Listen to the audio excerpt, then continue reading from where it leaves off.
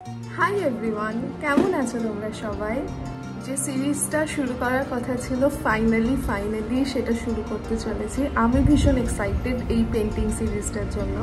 পুরো ভিডিওটা দেখে তোমরা অবশ্যই জানিও কেমন হয়েছে, আর ভিডিওগুলো তোমাদের এক্স্যাক্টলি কেমন লাগছে আমাকে জানাতে অবশ্যই ভুলো না। উইদাউট এনি ফার্দার ডিলে চলো ভিডিওটা শুরু করা যাক। এই পেন্টিং সিরিজটাতে আমি মূলত তুলে ধরার চেষ্টা করব মহাভারতের বেশ কিছু নারী চরিত্রকে, অর্থাৎ women of the great Mahabharata. তাই এই পেন্টিং সিরিজটা মহাভারতের অন্যতম কেন্দ্রীয় নারী চরিত্র দ্রৌপদীকে দিয়েই শুরু করলাম। পাঞ্চাল রাজ দ্রুপদের কন্যা তিনি, তাই তিনি পাঞ্চালী নামেও পরিচিত।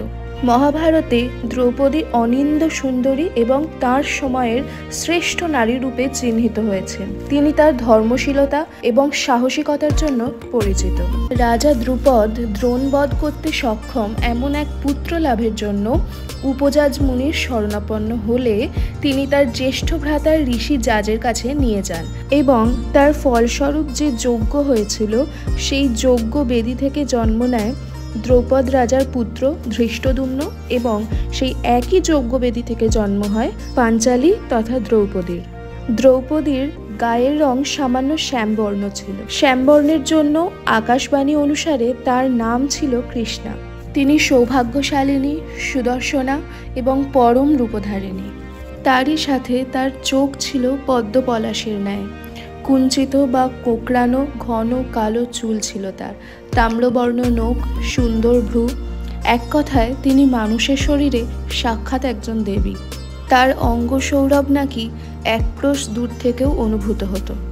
রাজা দ্রুপদ অর্জুনের কাছে পরাস্ত হলেও অর্জুনকেই জামাতা রূপে পাওয়ার ইচ্ছা ছিল চিরকালের।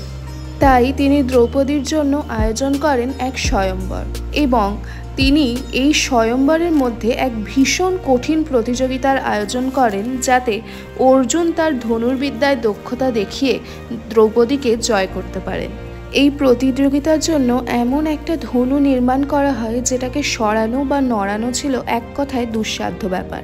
এরপর শূন্যে একটি যন্ত্র স্থাপন করা হয় এবং তাতে লক্ষ্যবস্তু একটি রাখা হয়, এবং ভূমিতে থাকা জলের মধ্যে সেই লক্ষ্যবস্তুর প্রতিচ্ছবি দেখে বাণের মাধ্যমে সেটাকে বিদ্ধ করাই ছিল প্রতিযোগিতা। দ্রৌপদীর এই স্বয়ম্বর সভায় ভারতবর্ষের অনেক রাজা এবং রাজকুমার এসেছিলেন। দুর্যোধন এবং অন্যান্য ধৃতরাষ্ট্র পুত্র যারা ছিলেন, তার সাথে কর্ণ, শকুনি, অশ্বত্থামা, ভগদত্ত, কলিঙ্গের রাজা, মদ্ররাজ শল্য, সিন্ধুরাজ, জরাসন্ধ এবং আরও অনেক রাজা এসেছে। আর দ্বারকা তথা দ্বারকা থেকে এসেছিলেন কৃষ্ণ, বলরাম, প্রদ্যুম্ন প্রভৃতিরা।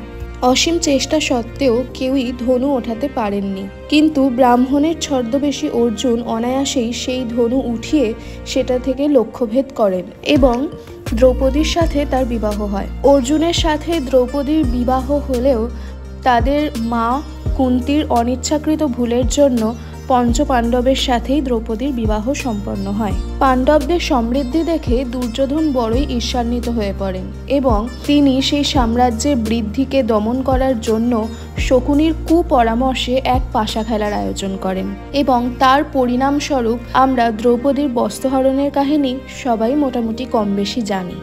এছাড়াও দ্রৌপদীর সঙ্গে জড়িত বহু ছোট বড় কাহিনী মহাভারতে রয়েছে, যেটা একটি ছোট্ট ভিডিওর মাধ্যমে বলা সম্পূর্ণটা সম্ভব নয়। তাই আজ এইটুকুই। দেখা হবে পরে কোনো একটি ভিডিওতে।